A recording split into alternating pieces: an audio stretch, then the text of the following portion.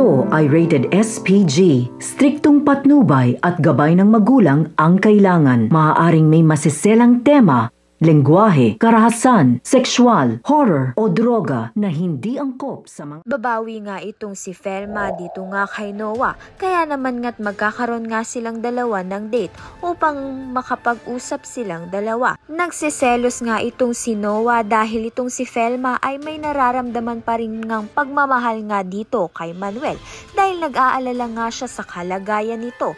Dahil dito nangako nga itong si Felma na hindi na nga siya tatanggap ng tawag mula kay Manuel.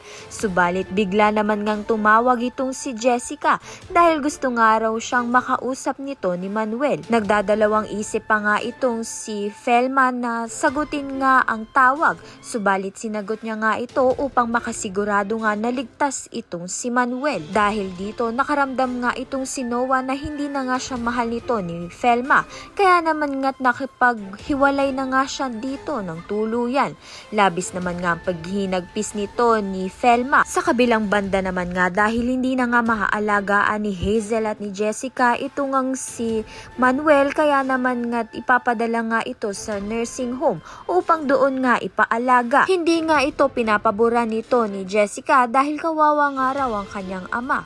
Subalit naipadala na nga ni Hazel sa nursing home ito ngang si Manuel at dito na nga upang ang maging masaya itong si Manuel ay pinakausap nga ni Jessica itong anak ni Manuel na si Colleen. Kaya naman nga't yan at iba pa ang dapat nating pakaabangan. Maraming salamat sa iyong panunood.